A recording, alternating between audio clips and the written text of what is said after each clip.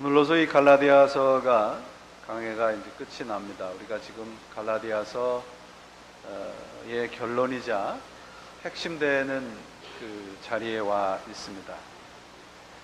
바울은 이 처음서부터 아주 강렬하고 아주 그 엄중한 어조로 예수 그리스도의 십자가만이 구원의 유일한 길이라는 것을 갈라디아 교인들과 우리들에게 선포해주고 있습니다. 이 갈라디아라고 하는 지역은 어떤 한 타운, 도시를 이야기하는 것이 아니라 소아시아의 그 중앙 지역을 갈라디아 지역이라고 말을 합니다. 우리 지금 미국에 사는 우리들을 말하면 이제 무슨 카운티 정도 되는 거겠죠. 그 곳에는 이제 사도 바울이 개척한 여러 교회들이 있었습니다. 그 중에 하나 이제 갈라디아 교회라고 부르는 곳을 사도 바울이 개척을 하고 교인들을 훈련시키고 하나님의 말씀을 전합니다. 그래서 어느 정도 그곳에 유하면서 목회를 하다가 또 그 갈라디아 지역에 있는 또 다른 교회에 가서 사도 바울이 전도를 하게 되고 목회를 하게 됩니다. 사도 바울이 있을 때는 별로 문제가 없었는데 사도 바울이 다른 지역 교회로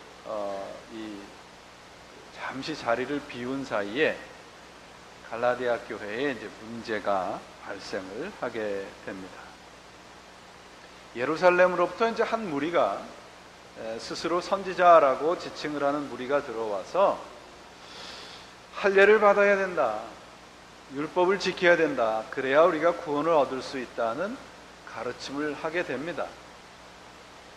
처음에는 그 가르침이 사도 바울의 가르침과 다르기 때문에 갈라디아 교인들이 별로 호응을 하지 않은 것 같습니다. 시간이 지나면서 갈라디아 교인들이 거기에 마음을 빼앗기게 되고 결국은 그 가르침에 넘어가게 됩니다. 그 이유는 왜 그들이 율법주의적인 복음에 넘어가게 됐는가? 그런 이유는 뭐냐 하면 예수를 믿었는데도 여전히 죄를 짓게 되고 같이 생활하는 교인들의 모습이 예수를 믿기 전과 믿은 후가 별반 다르지 않는다는 것을 목격을 하게 되는 겁니다. 그래서 우리가 지금 예수 그리스도의 십자가의 복음으로는 뭔가 부족하지 않느냐라는 생각을 하게 되었어요. 그런 와중에 예루살렘으로부터 온 이 거짓 선지자들의 가르침을 받게 된 겁니다. 반복적으로 그 거짓된 가르침을 받게 되니까 우리의 현실 속에서 뭔가 구원을 얻으려면 십자가 플러스 뭔가 있어야 되지 않겠는가라는 생각을 하게 돼서 할례를 받고 율법을 지켜야 된다라고 하는 주장에 넘어가게 됩니다. 이것은 이제 바울 당시의 상황만이 아닌 거예요. 그런 문제, 그 당시의 문제만이 아니라 역사적으로 보시면 우리가 구원을 얻어야 되는데 어떻게 구원을 얻어야 되겠느냐라고 하는 게 큰 흐름이 두 가지가 있습니다. 하나는 종교적인 선행을 통해서 도덕적으로 깨끗하면 구원을 얻을 수 있다는 것입니다. 19세기에 휴머니스트들이 바로 이런 주장들을 하게 됩니다. 그래서 그들은 우리 안에 선한 것이 있는데 그 선한 면을 개발을 하면 결국은 우리가 구원을 얻을 수 있게 되지 않겠는가라는 겁니다. 그래서 이런 사람들은 교회를 다녀도 좋고 절에 가도 좋고 이슬람 사원에 가도 좋다, 그냥 내 스스로 깨끗하면 된다라고 하는 것을 주장을 하면서 자기의 업적, 선행을 자랑을 하게 되는 겁니다. 또 다른 것은 이제 지식을 통해서 내가 뭔가 지식을 많이 쌓고 올바른 지식을 가지면 구원을 얻을 수 있다는 거예요.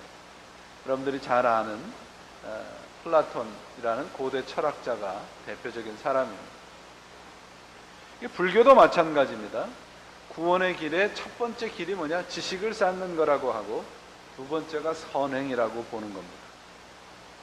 늘 힌두교라는 종교의 이 정경, 그들이 믿는 정경을 바다라고 부르는데요, 비다라고 부르는데, 그 비다라는 말의 뜻이 안다는 뜻이에요. 그러니까 지식을 통해서 구원을 얻을 수 있다 생각을 하는 겁니다. 오늘날은 어떤 거예요? 오늘날은 과학을 통해서 우리 인간이 뭔가 문제가 해결이 될 것이라 생각을 하는 겁니다. 그래서 아주 발달된 과학을 통해서 수명도 늘어나고 병도 많이 병에서부터 많이 우리가 자유로워지고, 그래서 수명이 점점점 늘어나고 있는 것도 사실입니다. 그래서 요사이는 풍요롭고 오래 안락하게 사는 것이라면 물불을 가리지 않아요. 그래서 풍요와 형통과 성공이 복음의 자리를 대신하고 있는 것을 우리가 부인할 수 없는 사실입니다. 갈라디아 교인들이 왜 율법주의와 할례를 받는 것으로 넘어갔는가? 그들도 잘 믿고 잘 살아보자는 것에서부터 출발을 합니다. 오늘날 교회의 문제는 하나님의 말씀, 복음이 전하여지느냐 전하여지지 않느냐의 문제가 아닙니다. 복음이 없는 것이 문제가 아니라 복음에다가 뭔가를 섞는 게 문제예요.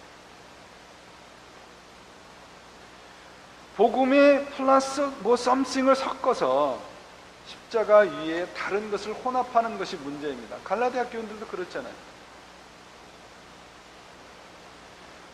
여러분, 이 혼합된 복음이라고 하는 것은 사도 바울의 표현대로 다른 복음입니다. 그건 복음이라고 하는 이름도 붙이지 못할 만큼 부끄러운 거예요. 여러분들은, 우리 모두는 예수님이 우리의 그리스도시요 구세주이시요 우리를 죄에서 해방하실 분이라고 하는 것을 믿으세요? 예, 분명히 아멘을 하셨습니다. 우리 모두 여기에 다 아멘을 하고 동의를 한 사람입니다. 그렇다면 우리의 믿는 목적이 구원이에요. 죄와의 싸움입니다. 이 말씀을 지금 계속해서 몇 주째 똑같은 말씀을 드리고 있습니다. 우리가 예수를 믿는 목적은 이 땅에서 잘 살고 오래 살고 성공하고 형통하는 것이 아니고 영원한 생명을 얻는 것입니다. 이 말씀에 근거해서 우리의 신앙을 점검해 보셔야 합니다. 오늘 본문은 우리 기독교의 아주 핵심되는 본질의 내용을 가르쳐주는 대단히 중요한 부분입니다. 갈라디아 교인들이 왜 십자가를 버리고 율법과 할례를 고집했는가? 오늘날 현대의 그리스도인들이 왜 십자가는 외면하고 형통과 성공에 환호하는가? 사도 바울이 오늘 말씀을 통해서 분명한 지적을 하면서 우리들에게 해답을 주고 도전을 하고 있습니다. 오늘 11절을 보시면 바울이 이렇게 얘기해요. 내가 이렇게 큰 글자로 써내려가는 것을 보느냐? 강조의 말씀을 합니다. 필립스라고 하는 성경 해석자는 필립스 사역에 이런 사역을 달아놨어요.